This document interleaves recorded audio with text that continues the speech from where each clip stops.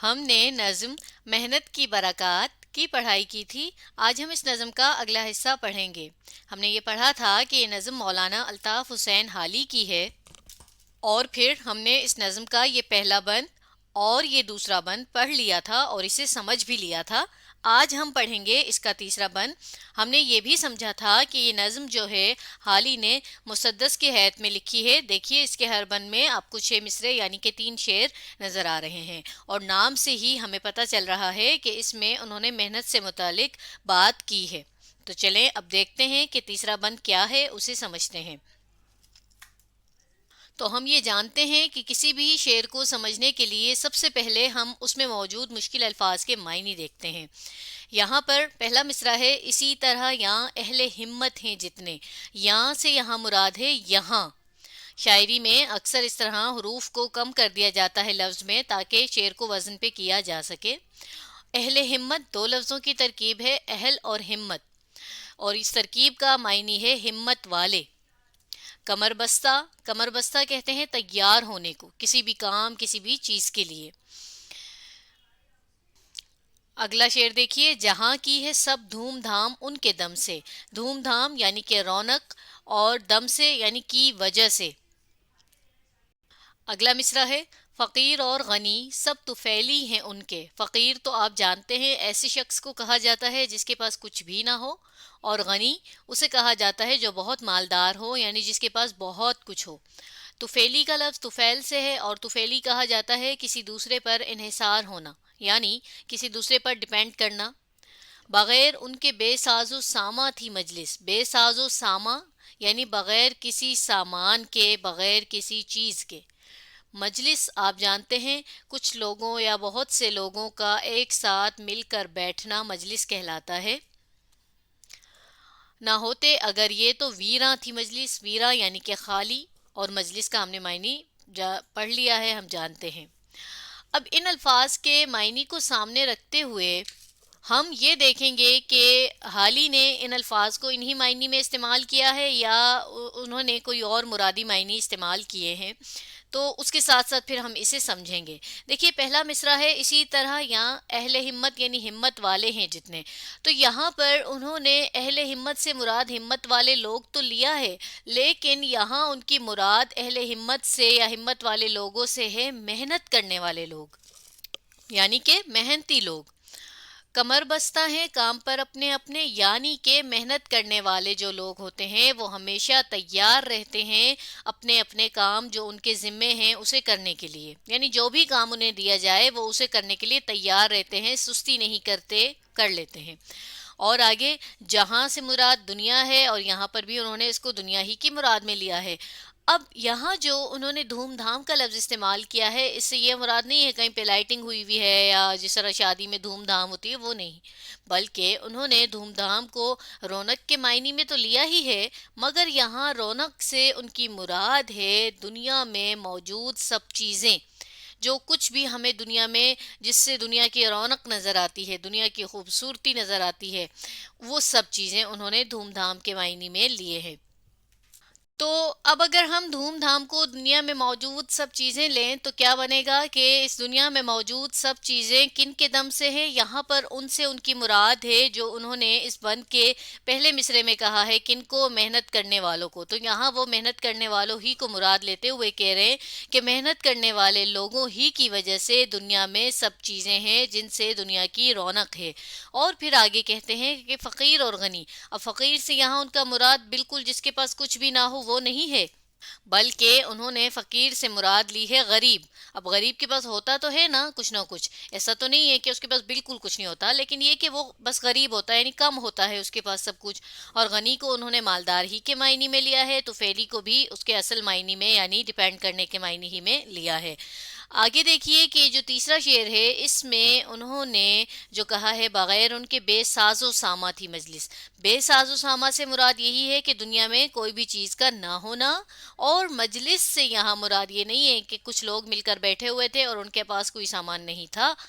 यहाँ पर उन्होंने मजलिस को इस्तेमाल किया है دنیا کے معنی میں دیکھیں، دنیا میں بھی بہت سے لوگ مل کر رہ رہے ہیں نا، اسی طرح مجلس میں بھی بہت سے لوگ مل کر بیٹھتے ہیں، تو یہاں انہوں نے اس خاصیت کی بنا پر مجلس کو دنیا کے استعارے کے طور پر استعمال کیا ہے، اور یہاں پر بھی دنیا ہی کے استعارے کے طور پر انہوں نے مجلس استعمال کی ہے۔ تو پھر اس شعر کا کیا مطلب ہوا کہ محنت کرنے والے لوگوں کے بغیر دنیا میں کچھ بھی سامان نہ ہوتا اور دنیا بالکل خالی ہوتی۔ اگر یہ نہ ہوتے تو دنیا بالکل خالی ہوتی۔ تو ہم یہ کہہ سکتے ہیں کہ اس پورے بن میں حالی نے محنت کرنے والوں کی محنت اور ان کے عظیم ہونے کے، یعنی وہ کتنے اہم ہیں، کتنے عظیم ہیں، کے بارے میں بتایا ہے۔ اب یہاں دیکھیں، اس مصرے کو ہمیں سمجھنا ہے کہ فقیر اور غنی سب طفیلی ہیں ان کے، یعنی چاہے کوئی غریب ہے، چاہے کوئی امیر ہے یعنی کہ مالدار ہے، سب کے سب ڈیپینڈ کرتے ہیں محنت کرنے والے پر۔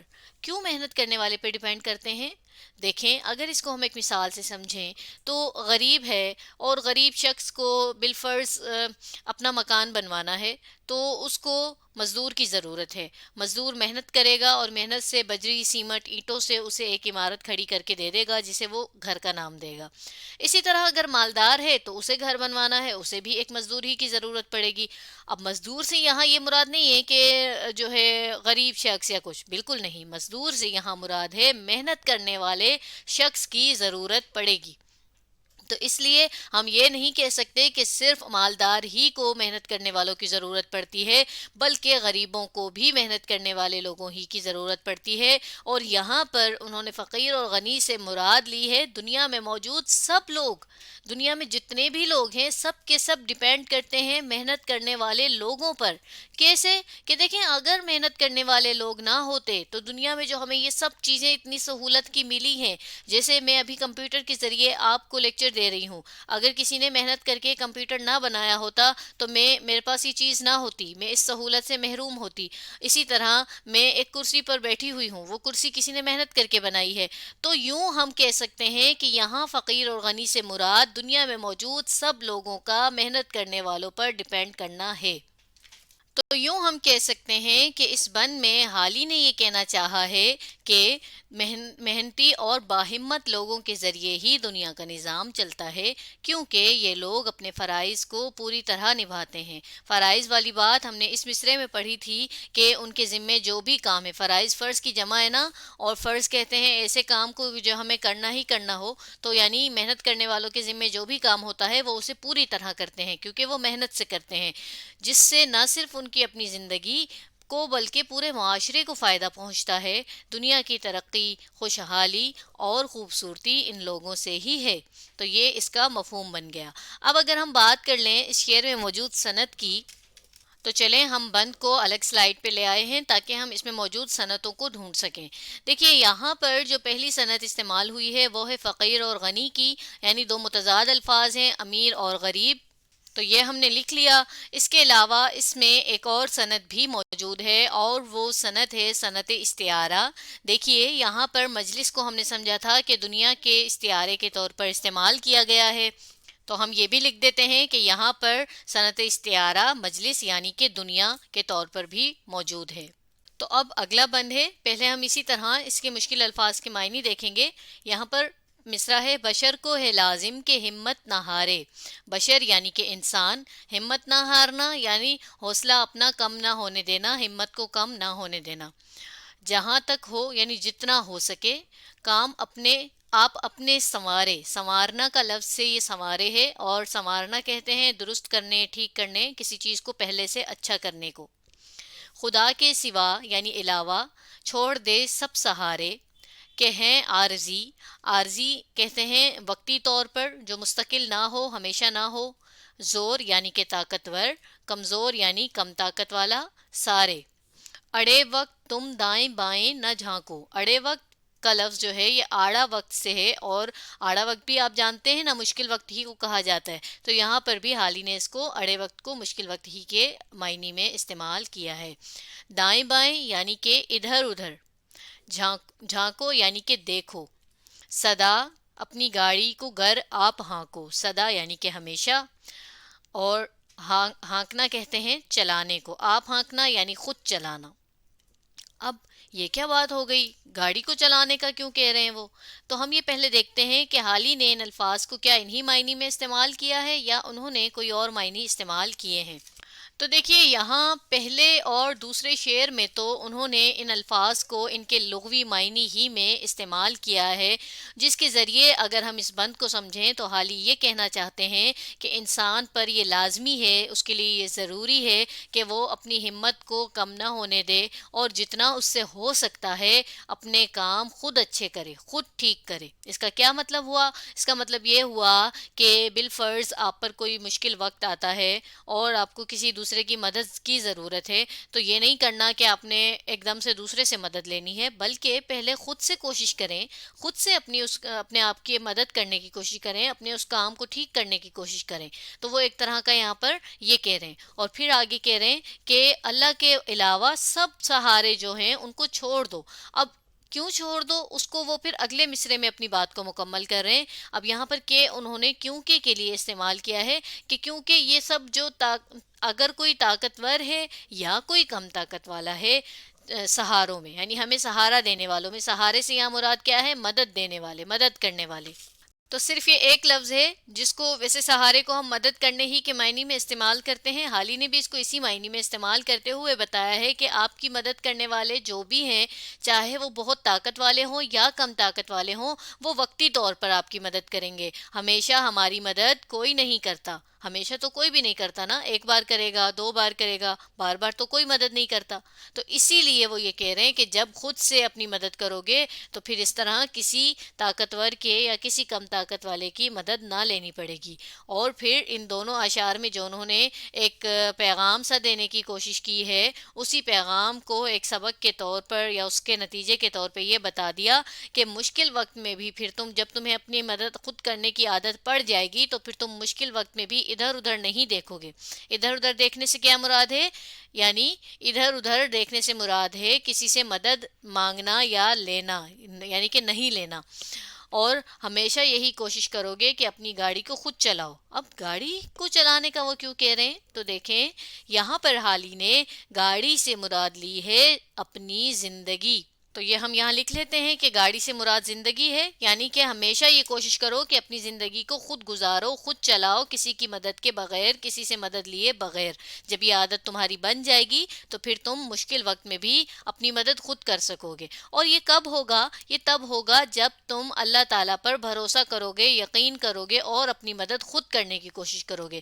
جب یہ دونوں کام تم کرو گے، پہلا اللہ پہ یقین کرنا اور دوسرا اپنی مدد خود کرنا، تو پھر تم کسی اور کی مدد نہیں لوگے۔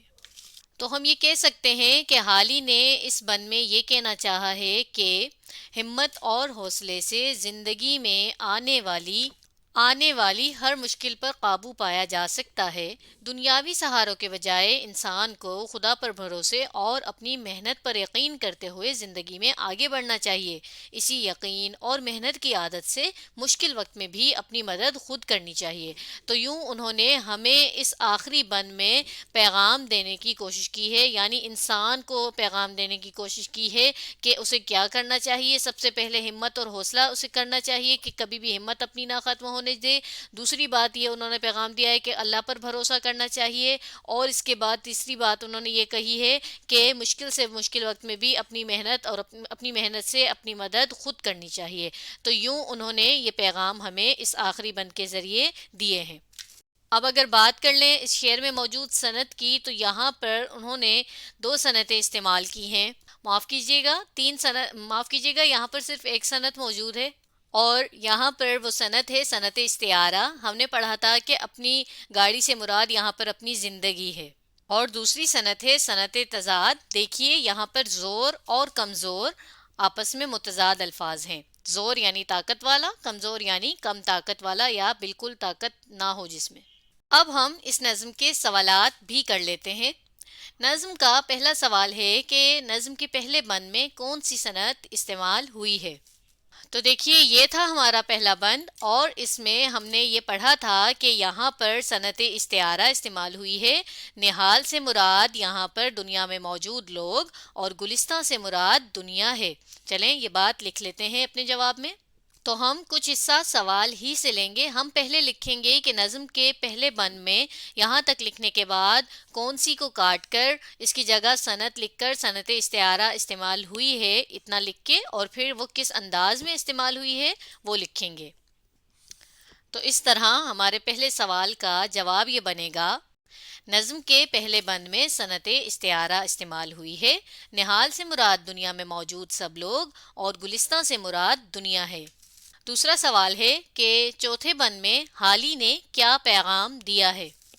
تو یہ تھا ہمارا چوتھا بند، اور اس میں ہم نے یہ 4 پیغامات پڑھے تھے کہ ہمت اور حوصلے کو کم نہیں ہونے دینا چاہیے، اللہ پر بھروسہ کرتے ہوئے، محنت کرتے ہوئے اپنی مدد خود کرنی چاہیے، اور مشکل سے مشکل وقت میں بھی اپنی مدد خود کرنی چاہیے. تو ان سارے پیغامات کو ہم ایک ساتھ کر کے جواب میں لکھیں گے. تو ہم کچھ حصہ سوال ہی سے لیں گے. ہم لکھیں گے چوتھے بند میں حالی نے، یہاں تک لکھنے کے بعد آگے ہم اپنے پیغام لکھیں گے. تو دیکھیے ہم نے اس طرح سے لکھا کہ چوتھے بند میں حالی نے ہمت نہ ہارنے، خدا کے سوا کسی کو سہارا نہ بنانے اور اپنی مدد آپ کرنے کا پیغام دیا ہے. تو آج ہم نے نظم محنت کی برکات کی پڑھائی مکمل کی اور اس کے سوالات بھی کیے.